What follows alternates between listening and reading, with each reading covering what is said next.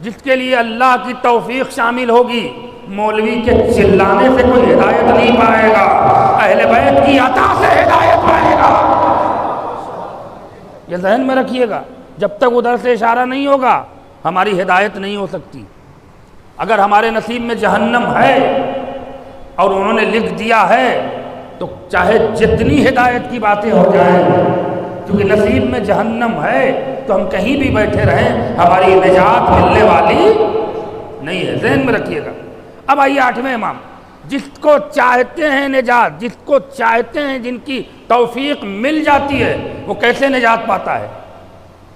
مشہد کا واقعہ ہے، 2 واقعہ چھوٹا چھوٹا پڑھوں گا اور انشاءاللہ امام رضا کی اوپر ایک استدلالی بحث کروں گا اگلی مجلس میں، توجہ فرمائیے گا۔ آج توفیقات امام رضا، مشہد کا واقعہ ہے کہ ایک شخص نے 5 اسٹار ہوٹل کھولا۔ دیکھیے توفیقات ہدایت 8ویں امام کی نسبت سے، یہ نہ سوچئے گا کہ ہم بہت گنہگار ہیں مولا ہم نہیں آ سکتے، کبھی مایوس مت ہوئیے گا، چاہے آپ لاکھ گنہگار ہوں، امید ضرور رکھیے گا کہ اولاد فاطمہ چاہیں تو سب کچھ ہمارا بھلا کر سکتی ہے۔ اب حر سے بڑا تو کوئی گنہگار نہیں ہوگا، حر سے بڑا کوئی گنہگار ہوگا؟ جب اس کی بخشش ہو سکتی ہے تو ہمارے گناہ ایسے نہیں ہیں، مایوس کبھی نہ ہوئیے گا۔ ایک صاحب کا 5 اسٹار ہوٹل تھا، بڑے مومن تھے، مشہد کی بات ہے، انہوں نے مسلسل 3 دن خواب میں دیکھا، پورے ہوش و حواس سے یہ واقعہ سنیے گا، اور پھر آج کے بعد امام ہشتم سے اپنا رشتہ جوڑیے گا، توسل کریے گا جب بھی امام ہشتم سے، 8ویں امام سے، اور اس توسل سے آپ کو بہت فائدہ ہونے والا ہے۔ واقعہ سنیے۔ ایک شخص جو ہوٹل کا مالک تھا، وہ مسلسل خواب دیکھ رہا ہے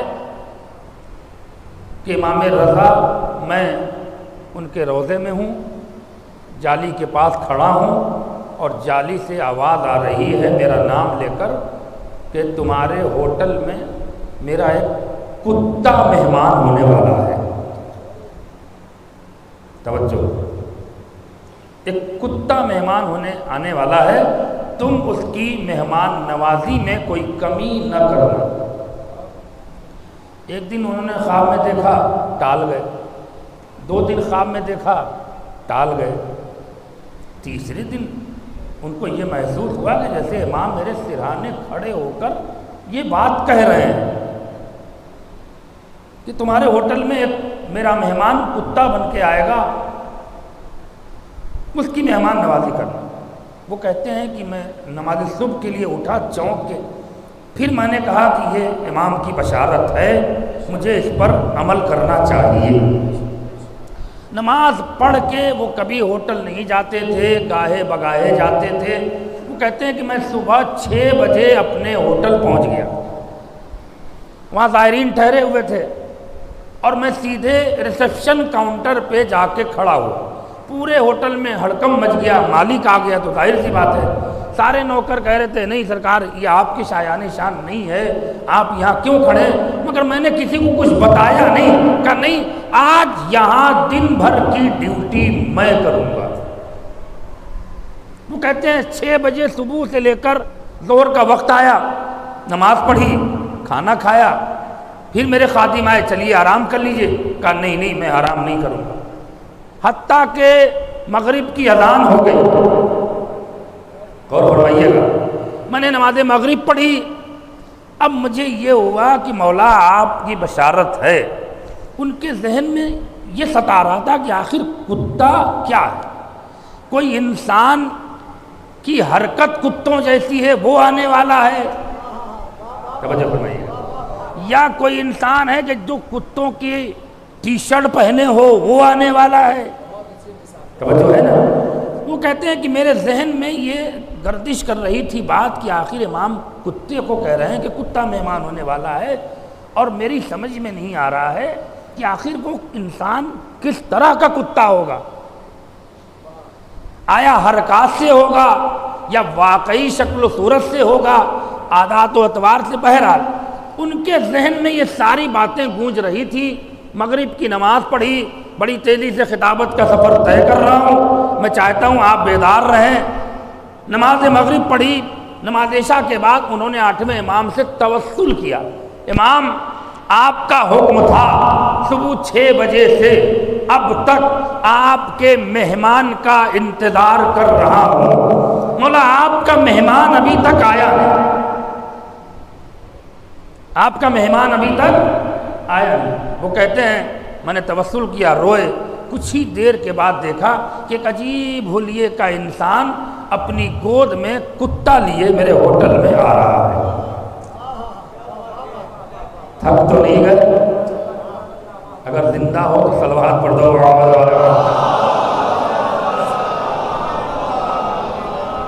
مولا مل کے بولیے گا,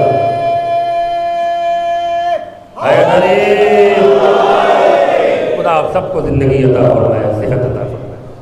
وہ کہتے ہیں کہ ایک شخص بڑے بڑے بال, full fashion level, smart fashion level, handsome گھنگھرالے بال بڑے بڑے, اور کان میں وہ بندے اور صابیے, اور وہ فل فیشن میں ڈوبا ہوا, اور ایک کتا لیے ہوئے جیسے ہی ریسیپشن میں حاضر ہوا اور میرے پاس آیا.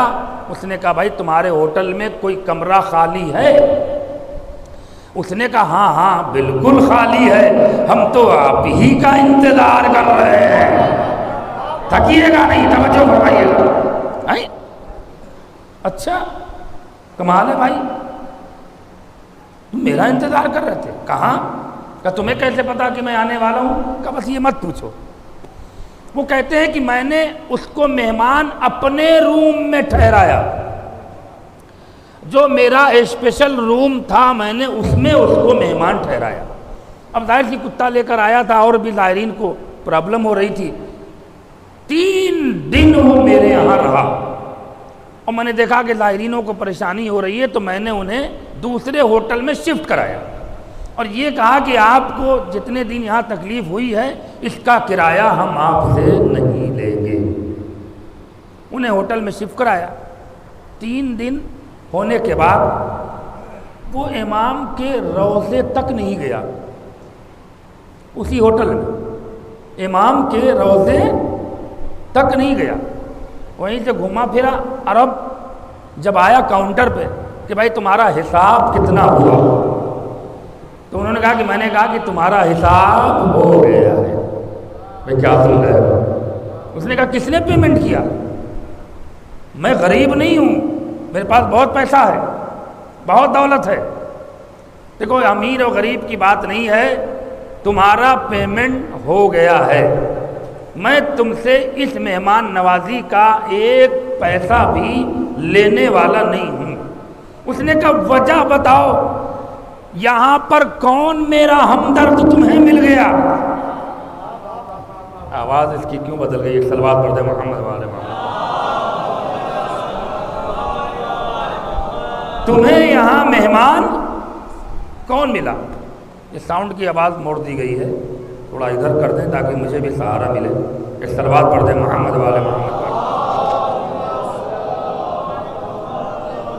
آخری بات ہے, اور یہاں سے مصائب کی منزل کو طے کروں گا, توجہ چاہ رہا ہوں میرے لیے. اس نے کہا دیکھو بحث نہ کرو, مجھے جانے دو, تم جاؤ, تمہارا پیمنٹ ہو گیا ہے, ہمیں تم سے پیسہ نہیں چاہیے. توجہ.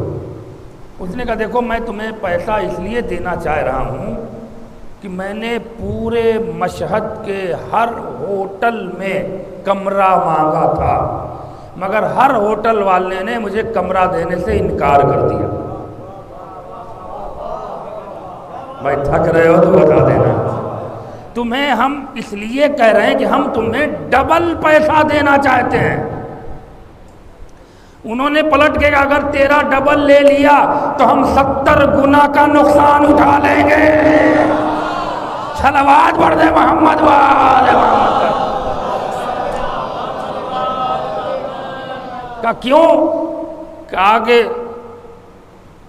جب ہوٹل والوں نے مجھے کمرے نہیں دیے تو میں امام کے گنہگار ہوں, میں روضے کے اندر تو گیا نہیں. میں باہر سے انہیں سلام کر کے جانے لگا. بڑا سنا تھا کہ آپ کے ہاں مہمان نوازی ہوتی ہے. یہاں تو کوئی ہوٹل والے مجھے لینے کو تیار نہیں ہے. کیسا آپ کا شہر ہے, کیسا شہر ہے. میں واپس جا رہا ہوں اور پھر کبھی لوٹ کے نہیں آؤں گا. اور یہ میں کہہ کے مڑا کہ چند قدم کے بعد ایک بزرگ ملا. کہا کیوں پریشان ہو؟ کہا مجھے کہیں کمرہ نہیں ملا. میں تو یہ سوچ کے آیا تھا کہ امام بڑی مہمان نوازی کرتے ہیں, میں واپس ملک جا رہا ہوں. اس نے کہا گھبراؤ مت, اس ہوٹل میں چلے جاؤ. ارے کیا سن رہے ہیں, اس ہوٹل میں چلے جاؤ. یہ پتہ دیا, تمہارے ہوٹل کا پتہ اس بزرگ نے مجھے دیا, اور اس کے بتانے پر میں یہاں آیا. اور یہاں آیا تو امید سے زیادہ عزت ملی. ارے کیا سن رہے ہو, امید سے زیادہ عزت ملی. اس نے مالک نے پلٹ کے کہا تم میرے مہمان بن کے نہیں آئے ہو, امام رضا کے مہمان بن کے آئے ہو.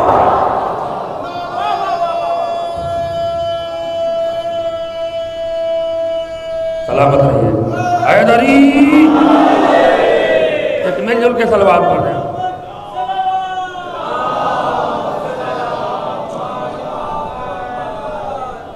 بس ہر بات آتا. اب ذرا سنیے گا, قیمتی جملہ ہے اس پورے واقعے میں. اور وہ کہہ کے چلا گیا.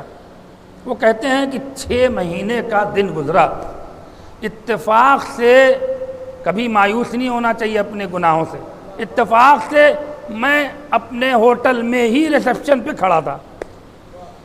کیا دیکھا کہ ایک شخص عجیب چہرے پہ رونق, عجیب کیفیت سے میرے ہوٹل میں چلا رہا ہے. میں اسے حیرت سے دیکھتا رہا. پھر جو قریب آیا تو مجھے لگا کہ یہ وہی ہے جو کتا لے کے پہلے آیا تھا. تھکیے گا نہیں, پہلے آیا تھا تو داڑھی واڑی نہیں تھی, داڑھی منڈا تھا, کچھ نہیں تھا, فیشن میں چور. اب جو 6 مہینے کے بعد آیا تو پیشانی پہ گھٹے کا نشان, چہرے پہ نور, داڑھی بڑھی ہوئی, ایک عجیب تھا. وہ کہتے ہیں کہ میں ریسیپشن چھوڑ کے دوڑ کے گیا اور کہا کہ بھائی اتنی چینجنگ, اتنی تبدیلی کیسے؟ میں اس کا جواب سنیے, مجلس تمام ہو رہی. اتنی تبدیلی کیسے, اتنی چینجنگ کیسے؟ اس نے پلٹ کے کہا کہ جو امام تجھے 3 بار میں مجھے تیرا مہمان بنا سکتا ہے, وہ مجھے 1 بار میں انسان نہیں بنا سکتا. سلامت رہو, سلامت رہو. ایک صلوات پڑھ دیں وہاں.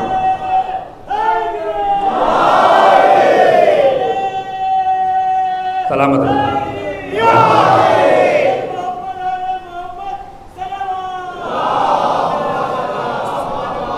جو شخص, جو امام تجھے 3 دن بشارت دے کے مجھ کو مہمان بنا سکتا ہے, وہ امام مجھے 1 دن میں انسان نہیں بنا سکتا. اے ابو ہاشم, اب میں مولا کا خادم ہو گیا ہوں, مولا کا غلام ہو گیا ہوں, میں نے سب کچھ چھوڑ دیا. اللہ اکبر, کیسا انسان تھا اور میرے مولا نے کیسا بنا دیا. میں کیا عرض کرنا چاہ رہا ہوں, چاہے تم جتنا کام کر لو, جب تک ان کی نگاہ کرم نہیں ہوگی, نہ یہاں گزارا ہو سکتا ہے نہ وہاں گزارا ہو سکتا ہے. یہ صلوات پڑھ دے محمد علیہ وسلم. بس اب بات. دوسرا واقعہ بھی ایک پاکٹ مار کا ہے. دیکھیے, ایک کتا, ایک پاکٹ مار. کوئی سوچ سکتا ہے کہ کسی پاکٹ مار کو کے اوپر مولا کی نظر کرم ہو جائے؟ کوئی سوچ سکتا ہے؟ اور بڑا مشہور واقعہ یہ تہران کا ہے. شمس ابراہیمی بڑا مشہور نام ہے, بہت بڑا مشہور پاکٹ مار تھا. قافلہ لے جانے والوں میں سے ایک عظیم قافلے والوں کو امام نے بشارت دی, اب کی جانا تو شمس ابراہیمی کو اپنے ساتھ ضرور لے جانا. وہی 3 بار. اس نے کہا یہ کون؟ یہ تو اب جب اس کے بارے میں پتہ کیا تو پتہ چلا کہ یہ تو بہت بڑا پاکٹ مار ہے۔ تعجب ہوا، مولا یہ تو پاکٹ مار ہے۔ پھر بشارت ہوئی، اس سے تم سے کوئی مطلب نہیں، میں کہہ رہا ہوں کہ اپنے قافلے میں لے کے جاؤ۔ آئے، پتہ کرتے کرتے قافلے کے مالک یہ تبریز ابراہیمی کہاں رہتے ہیں؟ وہاں رہتے ہیں۔ پہنچا ٹور کا مالک، ہم تمہیں اپنے ساتھ کربلا لے جانا چاہتے ہیں، زیارت کرانے۔ اس نے کہا تمہارا دماغ بھی صحیح ہے، ہم جیسے گناہگار لوگوں کا وہاں کیا کام ہے؟ تم نے میری زندگی پڑھی ہے کہ نہ پڑھا ہے کہ تمہاری پوری زندگی پاکٹ ماری میں گزری ہے، تو جب جانتے ہو تو وہاں مجھے کیوں لے جا رہے ہو؟ توجہ رہے۔ اس نے کہا کہ دیکھو بھائی، ہم تمہیں لے جانا چاہتے ہیں، چلو چلو۔ اس نے کہا دیکھو بھائی، ہمارے پاس پیسہ ایسا نہیں ہے، ہم جس کمائی سے پل رہے ہیں، ہم اس پیسے سے کربلا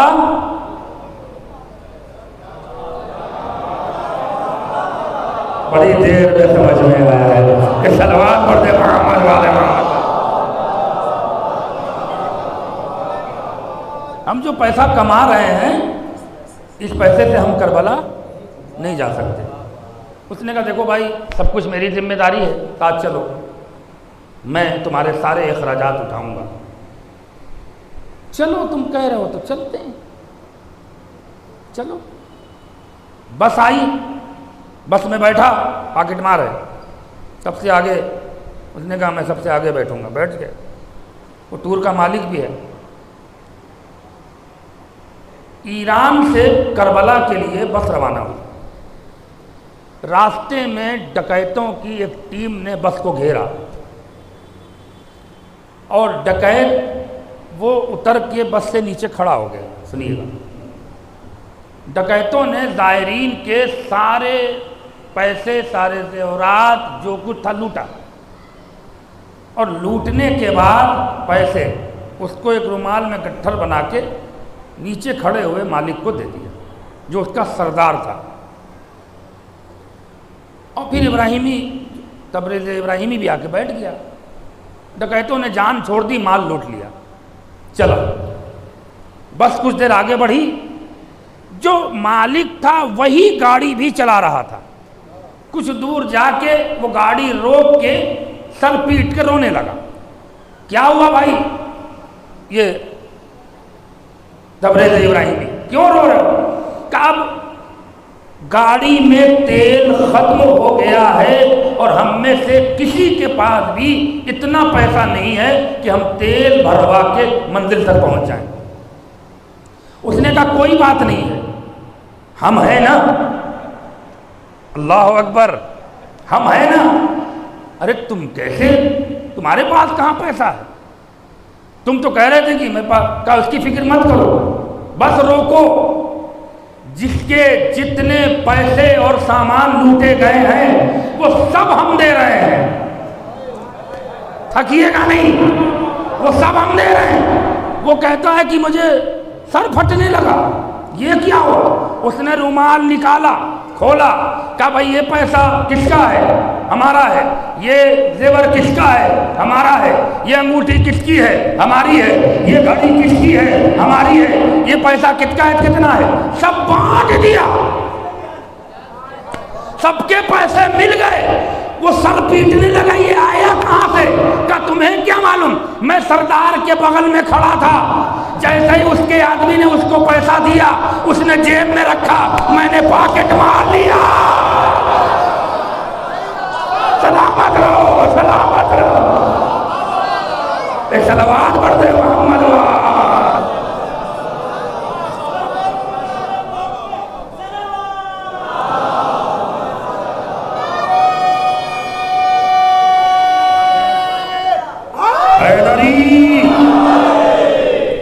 ہم نے پاکٹ اسی وقت مار لیا،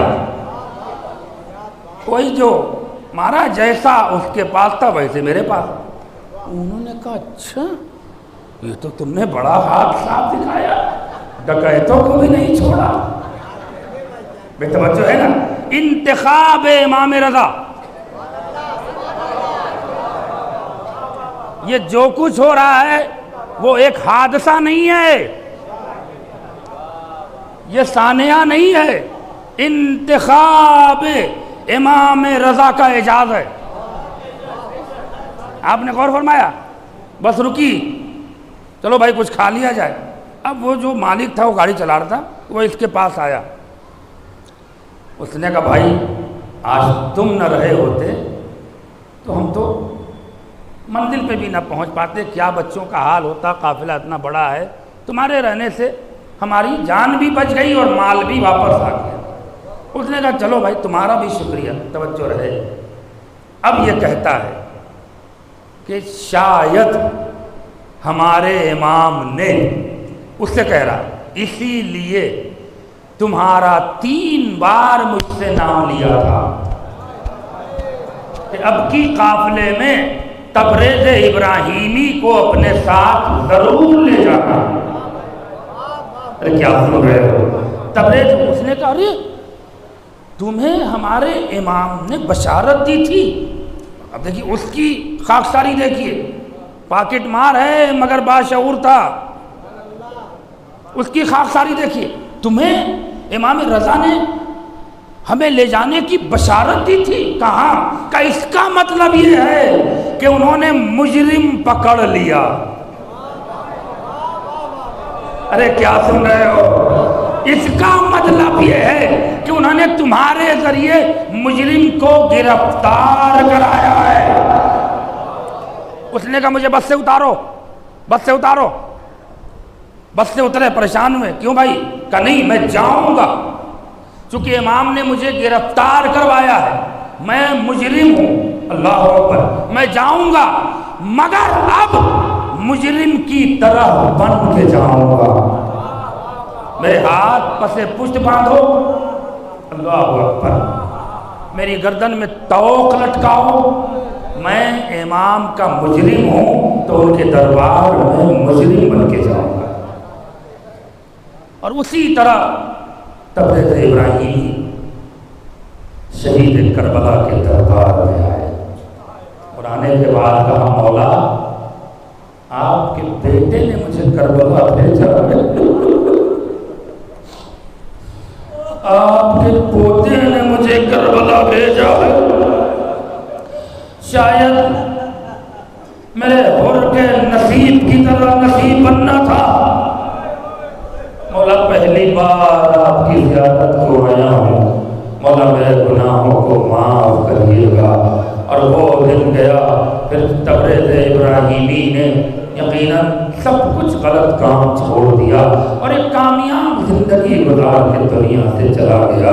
کریم ابن کریم کو میرا لاکھوں سلام، جس نے ایسوں کو زیارت اپنی پیشن گوئی سے کروائی ہے کہ جنہوں نے کبھی خواب میں نہ سوچا تھا، لیکن وہی امام غربت کے عالم میں، شہر طوس میں دشمنوں نے آپ کو شہید کیا۔ اجرکم اللہ، خدا آپ کو کوئی غم نہ دے سوائے غم مظلوم کربلا کے۔ ہر باب ازا جملہ سنیے، آنکھ، دل، دماغ، شعور، احساس مجلس میں کھول کے بیٹھا کریے۔ یاد رکھیے 2 امام نے عزاداری سید الشہداء کو، 2 امام نے سب سے زیادہ نشر کیا ہے، سب سے زیادہ نشر کیا ہے۔ تمہید مصائب میں مجلس کو تمام کر دوں گا، شہادت ابھی اس کے بعد کی مجلس میں سنیے گا، لیکن یہ بھی المیہ کم نہیں ہے جو بیان کر رہا ہوں۔ 2 امام نے عزاداری سید الشہداء کو سب سے زیادہ نشر کیا ہے، ہمارے 6 امام، ہمارے 8ویں۔ سنیے گا 8ویں امام، ہم ایسے ہی عزاداری پہ جان نہیں دیتے ہیں۔ محرم آتا تھا تو امام اپنے پاؤں سے نالین اتار دیتے تھے، اور جب گلیوں سے گزرتے تھے تو لوگ پوچھتے تھے فرزند رسول آپ نے نالین کو اتار دی، تو سر اٹھا کے امامہ اتار کے کہتے تھے کیا تمہیں نہیں معلوم محرم کا چاند نمودار ہو گیا؟ نہیں نہیں، آپ کی آوازیں بلند نہیں ہوئی، مجلس تمام ہو رہی ہے ارباب رضا۔ آج دو ذات کو پرسہ دینا ہے، بی بی فاطمہ کو امام رضا کا پرسہ دینا ہے، امام زمانہ کو امام رضا کا۔ آواز بلند کر کے رونا ارباب رضا۔ خدا آپ کو سلامت رکھے، خدا ان عزاداروں کو سلامت رکھے۔ تاریخ میں ملتا ہے، مقتل کی کتابوں میں ملتا ہے کہ سب سے زیادہ غم کربلا کو نشر کیا ہے تو ہمارے 8ویں امام نے کیا۔ چاند ہوتے ہی نالین اتار دیتے تھے۔ اس کے بعد دوسری روایت میں ملتا ہے، مدینے کے لوگ خود کہتے ہیں کہ ہر مہینے کا چاند ہم دیکھنے کے لیے ایک بلند مقام پہ جاتے تھے، پتہ کرتے تھے تو پتہ چلتا تھا کہ چاند ہو گیا ہے، لیکن محرم کا چاند ہمیں دیکھنا نہیں پڑتا تھا۔ امام رضا کے گھر سے رونے کی آواز، واہ حسینہ، سلامت رہو سلامت رہو، واہ حسینہ کی صدائیں۔ لوگ سمجھ جاتے تھے محرم کا چاند نمودار ہو گیا۔ ارباب ادا، مجلس تمام ہو رہی ہے، آخری مجمع تک چند روایت جملے کے سن لیں، چند جملے سن لیں، مجلس تمام ہو۔ امام رضا محرم آتے ہی اللہ اکبر سیاہ پردے لگاتے تھے، سیاہ پرچم لگاتے تھے، اللہ اکبر، خود فرش حسین خود امام بچھاتے تھے۔ جب کوئی خادم چاہتا تھا کہ لاؤ امام کی مدد کر دیں تو آپ منع کر دیتے تھے، ہمارے جد کا غم ہے، ہم فرش ادا بچھائیں گے۔ سلامت رہو سلامت رہو۔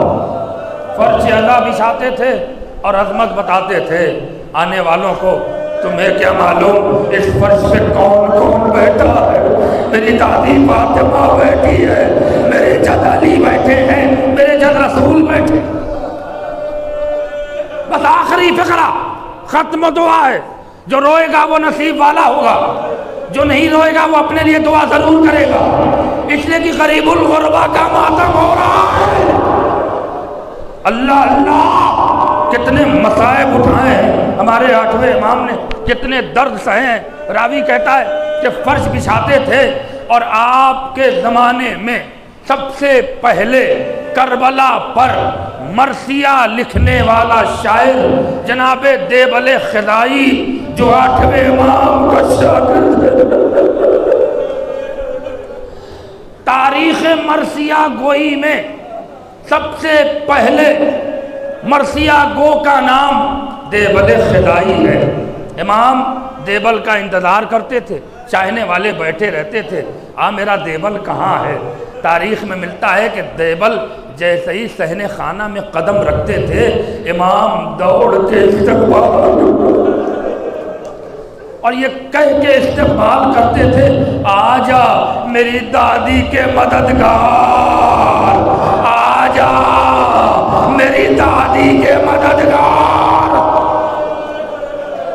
اجرکم اللہ۔ آئے دیبل بیٹھے، اللہ اکبر۔ امام نے کہا دیبل آج ممبر سے مرثیہ پڑھو۔ کہ مولا ہمت نہیں ہے آپ کے ہوتے ہوئے میں ممبر پہ مرثیہ پڑھوں۔ امام نے کہا میں حکم دے رہا ہوں، اللہ اکبر۔ کہ مولا آپ تشریف لے جائیں۔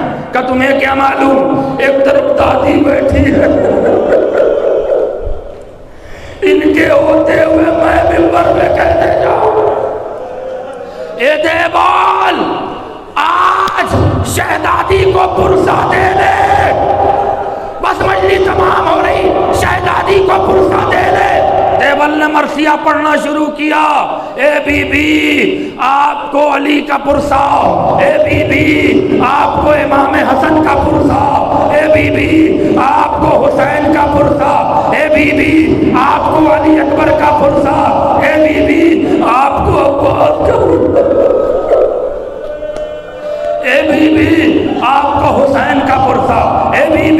آپ کو سید سجاد کا پرسہ، اے بی بی آپ کو امام محمد باقر کا پرسہ، اے بی بی آپ کو امام جعفر صادق کا پرسہ، اے بی بی آپ کو موسی کاظم کا پرسہ کہ جس کا لاشا ایک پل پہ ڈال دیا گیا، اے بی بی آپ کے اس پوتے کا لاشا مزدوروں نے اٹھایا۔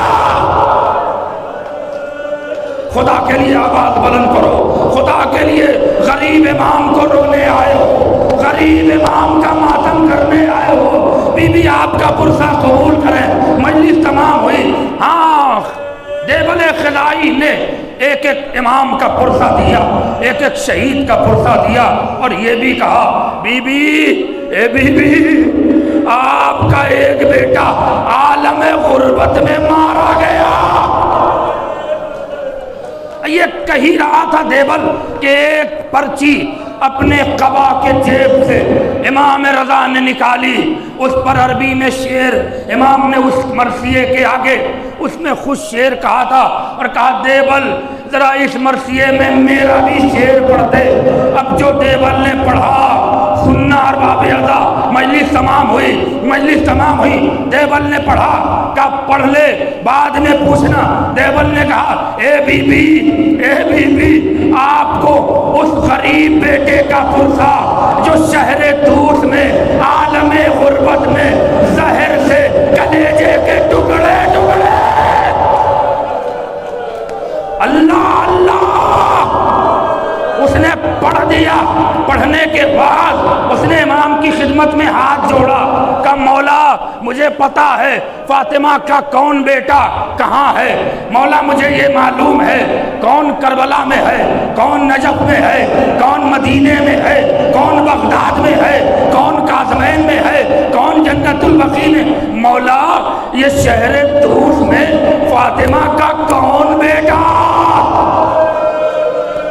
فاطمہ کا کون بیٹا، کہے دیوبند وہ میں رہوں گا۔ بس یہ سننا تھا، دیوبند نے منبر سے چیخ لگائی واہ محمد واہ محمد۔ ارے پردہ چیرتی ہوئی ایک بوڑھی خاتون آئی، اے دیوبند مرثیہ روک دے، رضا کی بہن معصومہ بے ہوش ہو گئی۔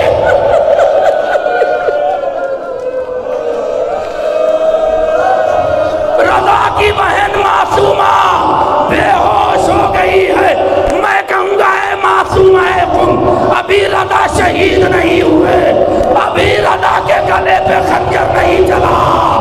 آپ نے خبر غم سنی، آپ تاب نہ لسکی، آئے زینب بہن کے آگے بھائی کے گلے پہ خنجر چل رہا تھا، زینب تڑپ رہی تھی، ارے کوئی ہے جو میرے بھیا کو بچا لے۔